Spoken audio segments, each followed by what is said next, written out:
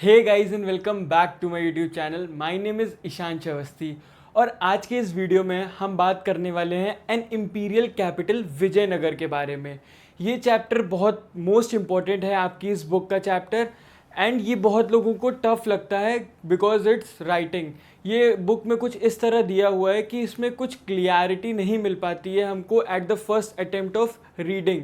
पहली बार अगर हम रीड करते हैं तो हमें समझ में ही नहीं आता इस चैप्टर में क्या बताया जा रहा है। तो मैं आपको कुछ इस तरह से वीडियो बताऊंगा या समझाऊंगा वीडियो में ताकि आपको समझ में आ जाए इजीली कि हो क्या रहा है इस चैप्टर में और ये बेसिक्स क्या हैं इस चैप्टर के, क्योंकि ये चैप्टर आपके फर्दर स्टडीज़ में भी काम आता है। अगर आप एसएससी की प्रिपरेशन करें या यूपीएससी की प्रिपरेशन करें तो ये chapter one of the most important chapter माना जाता है मेडिवल हिस्ट्री का। So let's begin with our chapter. तो आज के इस वीडियो में हम ये सारे टॉपिक्स कवर करने वाले हैं जिसमें से हम हमेशा पहले इंट्रोडक्शन जानते हैं किसी भी चैप्टर का ताकि हमको ओवरव्यू मिले इस चैप्टर में हो क्या रहा है। तो चलिए इंट्रोडक्शन जानते हैं इस चैप्टर का। ये बेसिकली जो हमारी सिटी है विजयनगर, इस सिटी के बारे में हमारा ये पूरा चैप्टर है। अब जैसा कि आपको नाम ही सजेस्ट कर रहा होगा, विजयनगर मतलब जीत की नगरी। इसे जीत की नगरी क्यों बोला जाता था? क्योंकि यहाँ पे जितने भी राजा महाराजा रहे हैं वह हमेशा हर लड़ाई में विक्ट्री उन्होंने हासिल करी है। चलिए देखते हैं। विजयनगर, विजय मीन्स विक्ट्री, नगर means city, city of victory, also known as Hampi. इसका दूसरा नाम हम्पी बोला जाता है। हम्पी हमारी आर्कियोलॉजिकल फाइंड्स में हमें मिला था और ये खंडहर बेसिकली हमें मिला था। अब क्योंकि हम बात कर रहे हैं 14 से 16 सेंचुरी के अराउंड की, तो हमें उस समय की जो आज प्रेजेंट डे में हमें आर्टिफैक्ट्स मिलेंगे वो बेसिकली खंडर ही हो चुके होंगे। ये हम्पी बेसिकली कहाँ से डिराइव किया गया है? ये देवी पंपा देवी के नाम से डिराइव किया गया है, जिनका मंदिर बना हुआ है विरूपक्ष टेम्पल के नाम से, जिसे हम जानते हैं। ये लॉर्ड विष्णु जी का टेम्पल है। इसके बाद फाउंडेड इन 14th सेंचुरी, ये 14th सेंचुरी में हमें विजयनगर फाउंड किया गया था, पर बेसिक जो डेट है वो है 1336। इसके बाद stretch from river Krishna in north to extreme in south peninsula. ये कहाँ तक फैली हुई है इसकी ट्रिब्यूटरीज? रिवर कृष्णा से लेकर साउथ में पेनिनसुला तक। इसके बाद sources, oral archaeological finds, monuments and inscriptions. हमें इस एम्पायर के बारे में कैसे पता चलता है? ओरली, ओरल जो ट्रांसमिशन होता है वन पर्सन टू अनदर। मैंने आपको बताया, आपने अपने फ्रेंड्स को बनाया, आपके फ्रेंड्स ने अपने रिलेटिव्स को बताया। इस तरह से जो भी जानकारी होती है वो सराउंडिंग में फैल जाती है, तो हमें ओरली पता चलता है। इंस्क्रिप्शंस के थ्रू पता चलता है, जो भी आर्टिफैक्ट्स मॉन्यूमेंट्स होते हैं उसके थ्रू पता चलता है। उन मॉन्यूमेंट्स में कुछ विरूपक्ष टेम्पल हो गया, जो आर्टिफैक्ट्स उस समय पे प्रिविलेंट थे। और ये टेम्पल बहुत ही ज़्यादा एस्टॉनिश कर देगा आपको, क्योंकि आप अगर बुक में भी देखें तो कितनी सुंदर उनका आर्कियोलॉजी थी, तो वो इसके लिए भी फेमस था।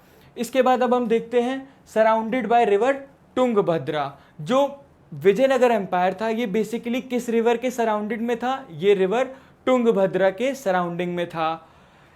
Last, known for spices, textile and precious stone. ये किस लिए जाना जाता था ये एम्पायर? ये बेसिकली दो रीजन से जाना जाता था। पहला तो इसके जो महान राजा कृष्णदेव राय हुए, उनकी वजह से ये एम्पायर को हम लोग याद करते हैं या जानते हैं। और दूसरा इसकी spices, textile and precious stone के लिए। स्पाइसेस यहाँ पे बहुत सारी अच्छी अच्छी स्पाइसेस मिलती थी, स्टोन्स मिलते थे, प्रीशियस स्टोन्स। इसके अलावा टेक्सटाइल यहाँ की बहुत अच्छी थी। टेक्सटाइल का पता तो हमको हमारे टेम्पल्स और जितनी भी बिल्डिंग्स होती हैं जो हमने देखी, बुक में भी उसकी पिक्चर्स बनी हुई हैं, उसके थ्रू हम भी बोल सकते हैं कॉन्फिडेंटली कि हाँ टेक्सटाइल यहाँ पे बहुत अच्छी होती होगी। So let's begin with our first topic of our book, that is the discovery of Hampi. Discovery of Hampi में हम देखेंगे किस तरह से हम्पी हमने फाइंड करी, हमने मीन्स हिस्टोरियंस एंड आर्कियोलॉजिस्ट ने, और ये कब लाइमलाइट में आई। चलिए देखते हैं। ruins at Hampi were brought to light in 18th century. 1800 में ये सामने आई, और इसको कौन सामने लेके आया? Colonial Colin McKenzie. ये कौन थे? ये एक ब्रिटिश ईस्ट इंडिया कंपनी के एम्प्लॉयर थे प्लस इंजीनियर भी थे। तो यही लेके आए इस हम्पी की डिस्कवरी को, मेन क्रेडिट इन्हीं को जाता है। इसके बाद ही prepared first survey map of the site. इन्होंने पहला मैप बनाया था सर्वे करने के लिए इस साइट का, हम्पी साइट का, और वहाँ पे जो भी खंडर मिला हम्पी के नाम पे, तो वो इन्हीं ने ही फाइंड किया था, इन्हीं ने बेसिकली हमको बताया था कि यहाँ पे र्यून्स हैं हम्पी की।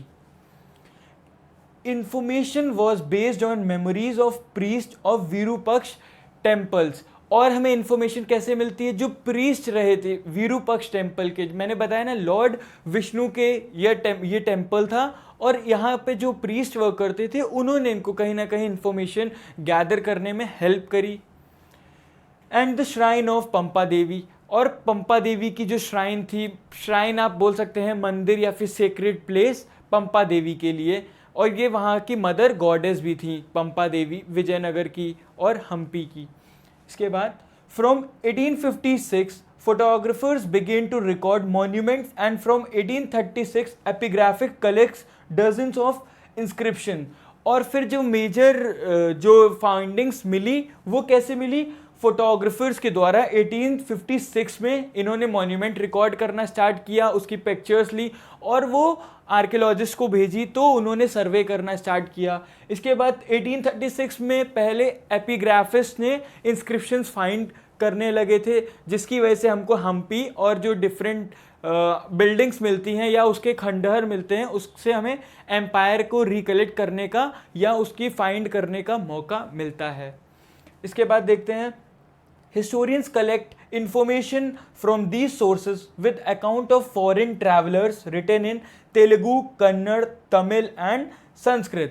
तो historians जो थे उन्होंने information basically इन सब sources से gather करी, और इसके अलावा जो फॉरेन ट्रैवलर्स थे वो जो इंडिया में आए थे, जैसे just like colonial Colin McKenzie, ये ब्रिटिश ईस्ट इंडिया कंपनी के वर्कर थे और इंजीनियर भी थे, तो इनके अकाउंट से और जो डिफरेंट ट्रैवलर्स आए उनके अकाउंट से इन्होंने रिकलेक्ट किया विजयनगर एम्पायर को। और किस लैंग्वेज में लिखा, तेलुगु, कन्नड़, तमिल एंड संस्कृत। ये इन सब लैंग्वेज में इसलिए देखा क्योंकि हमने देखा विजयनगर कहाँ पे है, डेक्कन में है, बेंगलुरु रीजन के पास है, कर्नाटका के पास है, तो बेसिकली साउथ रीजन में ये सब लैंग्वेज बोली जाती हैं, तो इन्हीं सब लैंग्वेज में इसकी राइटिंग लिखी गई। अब हम हमारा नेक्स्ट टॉपिक देखते हैं जो कि है रायाज, नायकाज एंड सुल्तान। अब हमारा थर्ड टॉपिक देखते हैं रायाज, नायकाज एंड सुल्तान। सबसे पहले तो founder of Vijayanagara empire. Vijayanagara empire की किसने फाउंड किया था, हरिहरा एंड बुक्का, इन दो ब्रदर्स ने फाउंड किया था 1336 के अराउंड में विजयनगर एम्पायर।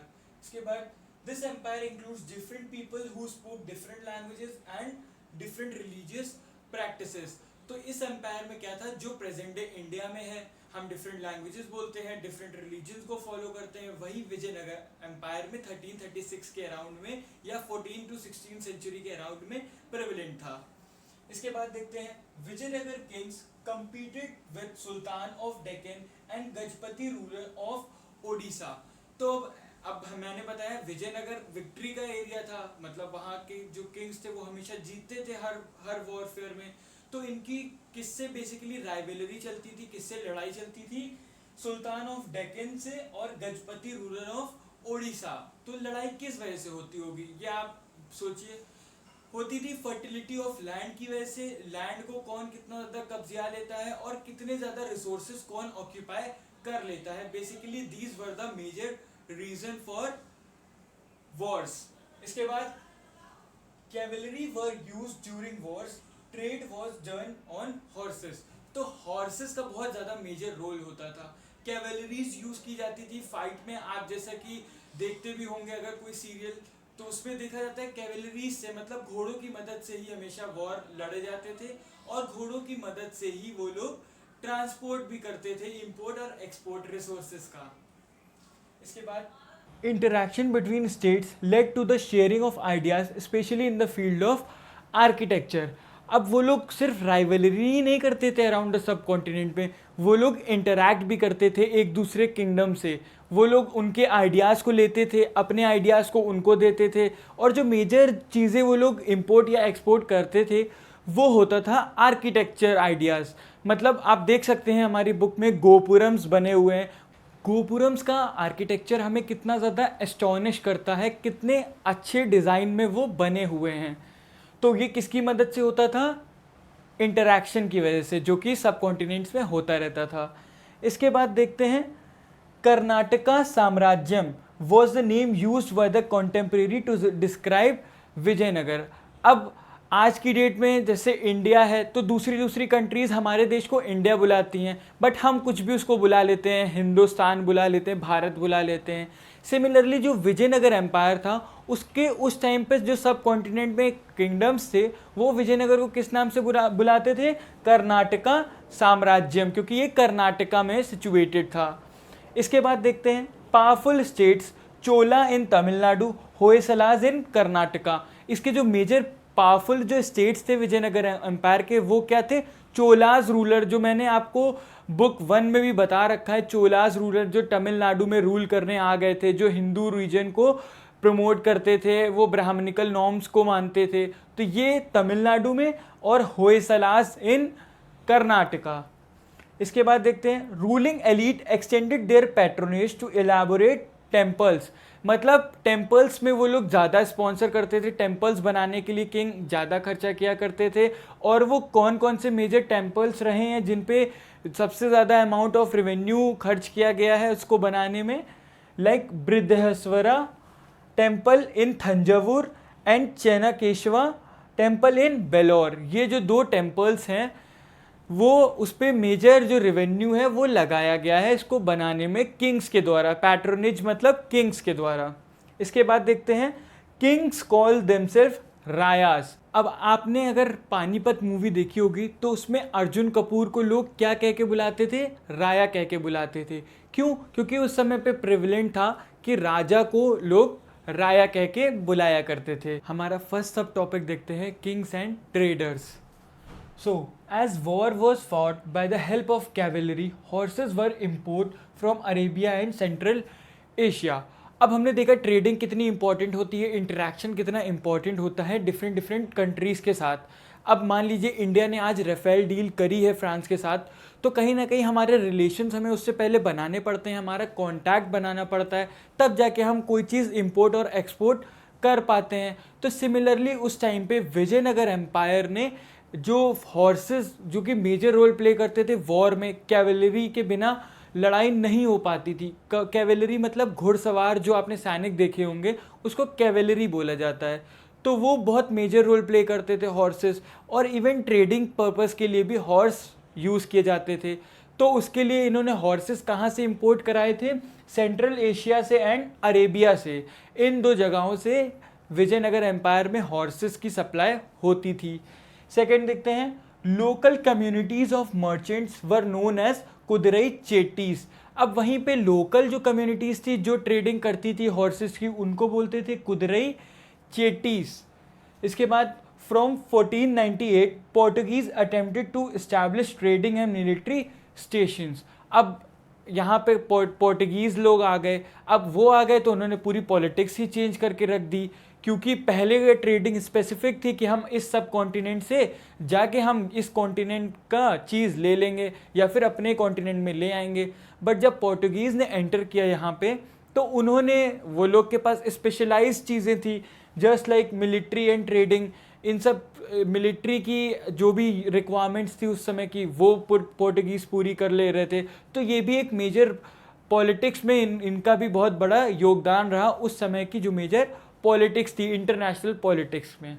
इसके बाद देखते हैं their superior technology enabled them to become important player in the politics of that period, जैसा कि मैंने आपको अभी बताया। इसके बाद Vijayanagara was regarded as trade city having spices, textile and precious stone from which they earn revenue. अब revenue earn करना कितना इंपॉर्टेंट है? तो सिर्फ जो प्रजा के टैक्सेस हैं उससे रेवेन्यू अर्न नहीं किया जा सकता है, उसके लिए हमें इंपोर्ट और एक्सपोर्ट कराना पड़ेगा। अब आप सोचिए कि चाइना है वो कितना ज़्यादा चीज़ें एक्सपोर्ट करता है पूरे वर्ल्ड में। क्यों करता है? क्योंकि उसको उससे फ़ायदा होता है। सिमिलरली विजयनगर एम्पायर अगर ट्रेडिंग नहीं करता तो वो इतना प्रॉस्पेरस किंगडम बन ही नहीं पाता।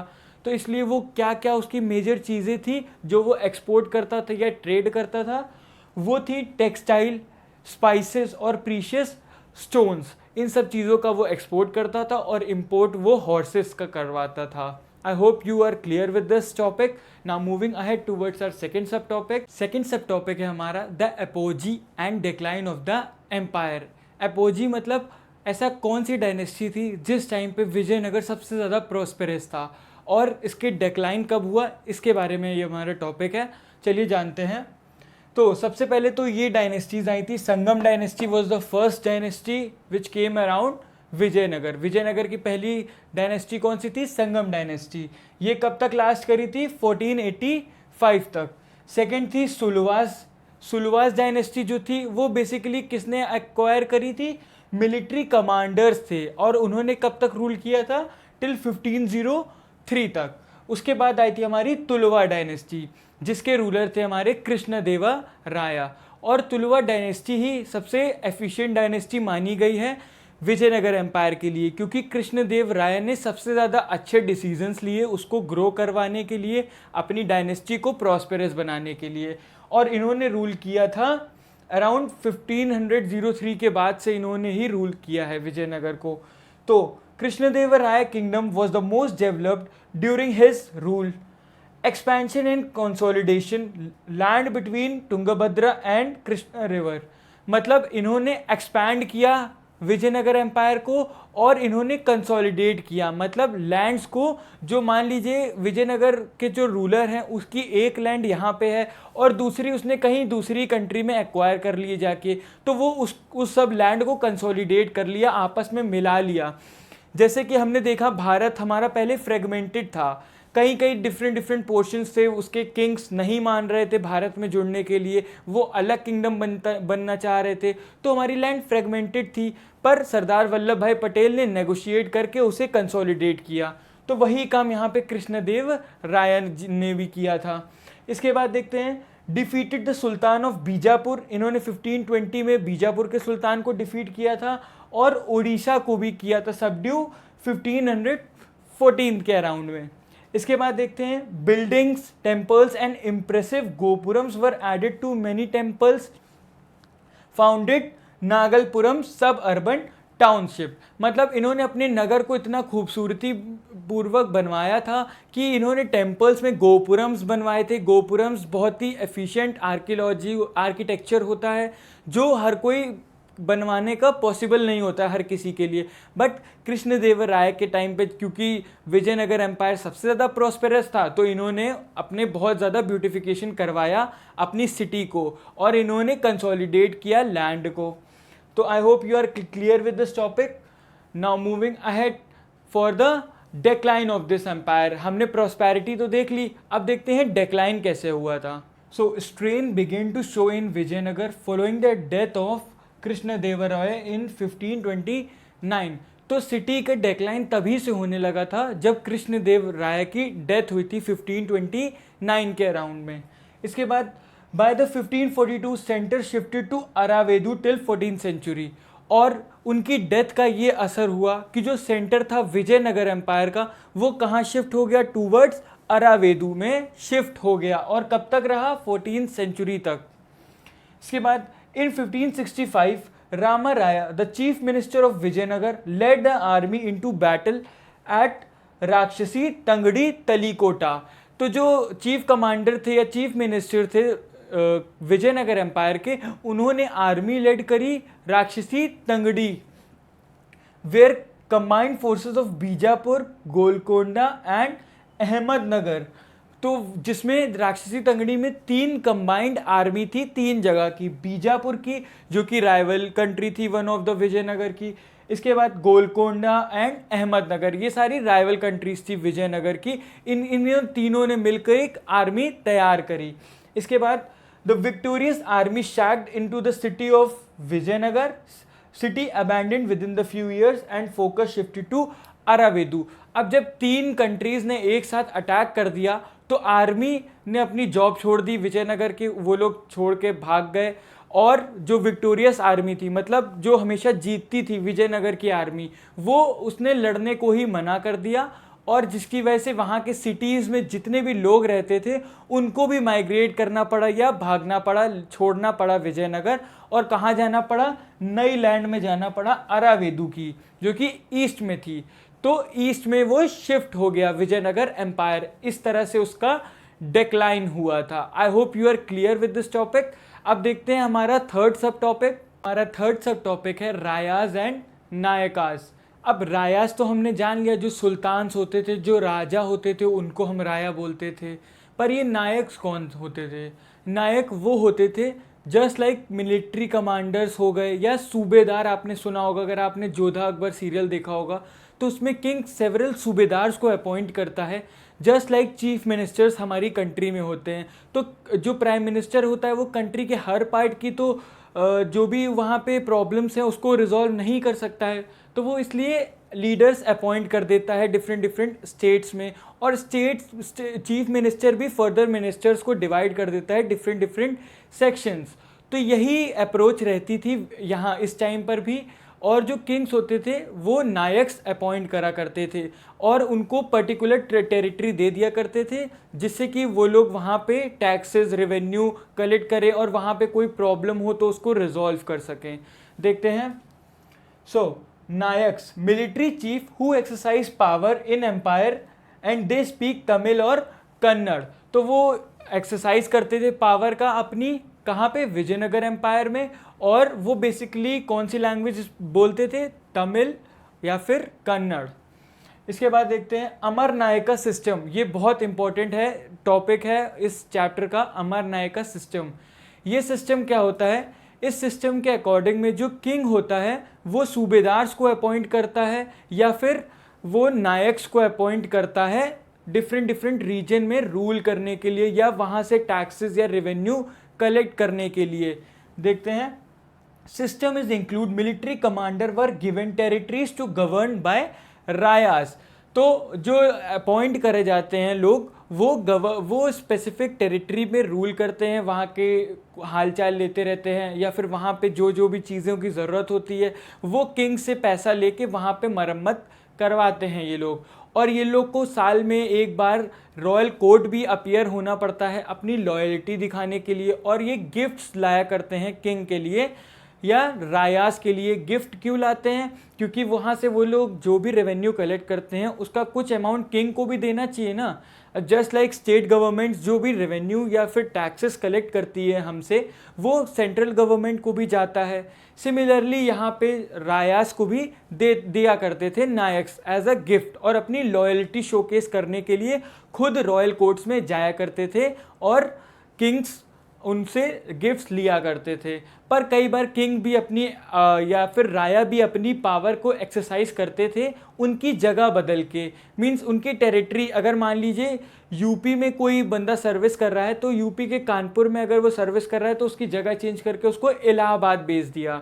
ये ऐसा क्यों करते थे? क्योंकि अगर कोई पर्टिकुलर रीजन में वो बहुत सालों तक रूल करता रहेगा तो वो वहाँ के लोग सब उसको जान जाएंगे, वो फेमिलियर हो जाएगा, तो वो पावरफुल भी और ज़्यादा हो जाएगा, जिससे कि किंग को खतरा हो सकता है और किंग को भी वो ओवर रूल करके अपना शासन चला सकता है। इसीलिए उसको हटा देते थे और डिफरेंट डिफरेंट रीजन्स में भेज दिया करते थे kings. Amara Nayaka system is similar system as Iqta. Iqta ये मुगल के शासन में चलता था, इसमें भी ये लोग सूबेदार से अपॉइंट करते थे डिफरेंट डिफरेंट टेरिटरीज़ के लिए। और अमर नायका में भी विजयनगर में सूबेदार अपॉइंट किए जाते थे जिनको हम नायक्स बोला करते थे, और दोनों का सिस्टम सेम था। I hope you are clear with this topic. अब देखते हैं हमारा थर्ड टॉपिक जो कि है Vijayanagara the capital and its environs. Vijayanagara was characterised by distinctive physical layout and building style. मतलब विजयनगर कैपिटल सिटी थी तो जाहिर सी बात है इसकी जो डिज़ाइन होगी वो थोड़ी स्पेशल रखी जाएगी, जो बिल्डिंग्स होंगी वो अलग स्ट्रक्चर की बनाई जाएंगी और फिज़िकल लेआउट थोड़ा अलग होगा। अब हम देख लें इंडिया में तो हमारी कैपिटल न्यू दिल्ली है, तो वो थोड़ी डिस्टिंक्टिव है, उसको ब्यूटीफाई करना जिम्मेदारी है हमारी। कोई भी कंट्री के अगर ऑफिशियल्स आएंगे तो सबसे पहले कैपिटल जाएंगे, तो इसलिए विजयनगर को भी कैपिटल को बहुत ज़्यादा ब्यूटिफिकेशन करना रिक्वायरमेंट थी। इसके बाद देखते हैं first sub topic water resources. So most striking feature about Vijayanagara is natural basin formed by the river Tungabhadra. So जो मोस्ट स्ट्राइकिंग फीचर है विजयनगर एम्पायर का वो है नेचुरल बेसिन जो कि रिवर तुंगभद्रा ने बनाया खुद से। और वो कैसे फ्लो करता है, नॉर्थ ईस्ट डायरेक्शन में। इसके बाद embankments were built to create reservoirs to store rain water. अब ऐसा नहीं है ना कि रिवर वाटर फ्लो करता जा रहा है, तो कई बार ज़्यादा रेनफॉल हो गई तो वो जो अर्बन सेंटर्स होंगे या जो रूरल एरियाज होंगे वहाँ पे पानी का बहाव तेज हो जाएगा, जिसकी वजह से सब बाढ़ की सिचुएशन आ जाएगी। उसको प्रिवेंट करने के लिए एम्बैंकमेंट्स भी बनवाए गए थे। आप सोच सकते हैं कितनी एफिशिएंट टेक्नोलॉजी रही होगी कि उसको रोकने के लिए एफिशिएंट बनाए गए थे रिजर्वॉयर्स, जिनकी वजह से जो स्टोर हो जाता था रेन वाटर जो भी होता था वो स्टोर हो जाता था, और वो जब रेन नहीं होती थी तो उस पर्पस को भी यूज़ करा जाता था। इसके बाद देखते हैं the most important such tanks was Kamalapuram tanks. अब ये टैंक्स में रिजर्व होता था जो भी रेन वाटर होता था, तो उसमें जो मोस्ट इंपॉर्टेंट टैंक था वो था कमलापुरम टैंक। इसके बाद water from this tank not only irrigated field nearby but also conducted channel to the royal centre. अब कमलापुरम टैंक से ऐसा नहीं कि सिर्फ उसमें से इरिगेशन होती थी उस टैंक की मदद से, बट जो रॉयल सेंटर्स में जो पाथ जाता था वहाँ पे भी कमलापुरम टैंक्स का पानी ही जाया करता था। तो ये बहुत इम्पॉर्टेंट था, एफिशिएंट था कमलापुरम टैंक्स। इसके बाद हम देखते हैं one of the most prominent water work to be seen is Hiriya canal. अब सबसे इंपॉर्टेंट वाटर वर्क अगर आप विजयनगर एम्पायर का देखेंगे तो वो क्या होगा, हिरिया कैनाल होगा, और ये सबसे पहली संगम डायनेस्टी ने बनवाया था। संगम डायनेस्टी के टाइम पर ही ये कैनाल बना था। सेकेंड सब टॉपिक है फोर्टिफिकेशन ऑफ रोड्स, मतलब रोड्स किस तरह से बनी हुई होती थी रॉयल सेंटर्स में, या फिर हम बोल सकते हैं कैपिटल सिटी विजयनगर में। तो अब्दुल रज़ाक खान ये कौन है, ये एम्बेसडर हैं पर्शिया के। इनको पर्शिया के किंग ने भेजा था यहाँ का फोर्टिफिकेशन करने के लिए, यहाँ पे इंस्पेक्ट करने के लिए, और ये इतना ज़्यादा यहाँ से प्रभावित हो गए थे कि इन्होंने 7 लाइनें लिखी और उसके बारे में बताया, यहाँ के फोर्टिफिकेशन किया। तो वो क्या क्या था, मैसिव मशीनरी कंस्ट्रक्शन, मतलब जो ब्रिक की हार्ड रॉक की वॉल्स होती हैं वो सबसे पहले एंटर करने में आपको दिखेगी विजयनगर में। इसके बाद नो मोटर और सीमेंटिंग, मतलब मोटर जो रॉक्स होती हैं या फिर सीमेंटिंग आपको नहीं दिखेगी, हार्ड रॉक मिलेगी एंटर जब आप करेंगे विजयनगर की सिटी में। इसके बाद स्टोन से ब्लॉकेज की गई है उसकी एंट्री गेट को। Inner portion was earth packed with rubble, inner portion में जो अर्थ के बने हुए जो सॉफ्ट पोर्शन होते हैं वो सॉफ्ट स्टोन से बनाया गया है या फिर सॉफ्ट रॉक से बनाया गया है। Square of rectangle basin projected outward, और एक स्क्वायर शेप का बेसिन बनाया गया है वो आउटवर्ड की तरफ प्रोजेक्ट करा हुआ है, आपकी बुक में भी उसकी पिक्चर बनी हुई है। विजयनगर की एम्पायर्स की जो रोड्स थी उसका फोर्टिफिकेशन करने में 2 लोगों का बहुत बड़ा हाथ है। पहले है अब्दुल रज़ाक जिनके बारे में भी हम बात कर चुके हैं, दूसरे हैं पाइस। तो अब्दुल रज़ाक ने क्या नोटिस किया, इन्होंने 3 वॉल्स नोटिस करी सेंटर्स की, मतलब जो सिटी थी विजयनगर वो 3 वॉल्स में डिवाइडेड थी। There are cultivated field garden and houses, मतलब इन 3 वॉल्स के बीच में क्या क्या था, कल्टिवेटेड फील्ड्स थी, गार्डन्स थे और हाउसेस हुआ करते थे विजयनगर की सिटी में। दूसरे थे पाइस, इन्होंने क्या ऑब्जर्व किया कि पहले सर्किट से लेके जब तक हम सिटी में एंटर करते हैं तो great range of rice and many gardens were found, मतलब पाइस ने क्या नोटिस किया कि जब से हम सिटी एंटर करते हैं और एंड तक यहाँ पे बहुत बड़े गार्डन्स हैं जिसमें राइस उगाया जा रहा है। राइस क्यों, क्योंकि इसमें नेचुरल बेसिन है, तुंगभद्र रिवर का पानी है, तो राइस पानी में ज़्यादा उगते हैं, इसलिए राइस उगाए जा रहे हैं वाइड रेंज में, वाइड अमाउंट में। चलिए देखते हैं जो 3 ऑब्जर्वेशंस थी। तो पहली लाइन के बारे में तो हमने जान लिया कि गार्डन से सराउंडेड थी और रॉकी हिल्स थे, वॉल्स थी वो रॉक की बनी हुई थी एंटर करने के लिए। सेकेंड लाइन थी, second line of fortification went around the inner urban core and urban complex. जो सेकेंड लाइन जाती है या फिर जो सेकेंड वॉल कह सकते हैं वो अर्बन सेंटर ले जाती है या अर्बन कॉम्प्लेक्स जहाँ अर्बन के लोग रहा करते थे। थर्ड देखते हैं, थर्ड लाइन वो surrounded by royal centre where each major building was surrounded by on its high wall. मतलब थर्ड जो वॉल थी वो रॉयल सेंटर था, मतलब वहाँ पे मेन लोग रहा करते थे, राजा या उनके मंत्रीगण या उनके सेनापति लोग, वो सब उस जगह पे रॉयल सेंटर में रहा करते थे। और बहुत लंबी लंबी वॉल्स उनके घर के बाहर रहती थी उनकी सेफ्टी के लिए। देखते हैं, archaeologist identified these roads were connected to the important centres, bazaars and temples. और आर्कियोलॉजिस्ट ने इन सब फाइंडिंग से, इन फोर्टिफिकेशन से ये अंदाज़ा लगाया और ये देखा भी गया है कि किस तरह से रोड्स इंटरकनेक्टेड रहती थी सेंटर्स से, एक सेंटर से दूसरे सेंटर में। और जो इम्पॉर्टेंट प्लेसेस होती थी जस्ट लाइक विरूपाक्ष टेम्पल और जो डिफरेंट हम्पी, ये सब जो इम्पॉर्टेंट सेंटर्स थे, यहाँ से रोड डायरेक्ट इंटरलिंक्ड रहती थी दूसरे इम्पॉर्टेंट सेंटर्स में। So I hope you are clear with this topic. अब हम हमारा थर्ड सब टॉपिक देखते हैं, the urban core and trade centre. ये हमारा थर्ड सब टॉपिक है और आज के वीडियो का लास्ट टॉपिक है। चलिए देखते हैं। सो अर्बन कोर हमने देखा था, जो थर्ड लाइन सेकेंड लेन थी, ये अर्बन कोर वहाँ बने हुए थे क्योंकि थर्ड लाइन में तो रॉयल सेंटर्स बने हुए थे। तो इसमें क्या था, basically Chinese porcelain were discovered which suggest that these were occupied by rich trader. अब कोई चाइना की चीज़ मिलेगी इंडिया में, वो भी विजयनगर एम्पायर में, तो यही समझा जाएगा ना उससे कि हाँ वो रिच ट्रेडर था, तभी वो बियॉन्ड द सब कॉन्टिनेंट जाके भी ट्रेडिंग करते थे, इंपोर्ट एक्सपोर्ट किया करते थे। इसके बाद tombs and mosques have different functions. जैसे आज की डेट में मॉस्क्यूज का क्या क्या वर्क होता है, वहाँ पे सब लोग वर्शिप करने जाते हैं, प्रे करने जाते हैं। टोम्स में लोग विजिट करते हैं एज अ ट्रैवलर, बट उस समय पे उसके फंक्शंस जो थे वो डिस्टिंक्टिव फंक्शंस थे। थर्ड देखते हैं, Barbosa 16th century Portuguese traveler described the houses of the people arranged according to their occupation। अब बारबोसा, उनके टेक्स्ट से हमें पता चलता है ये 16th सेंचुरी के एक पोर्टुगीज ट्रैवलर थे जो इंडिया में आए थे।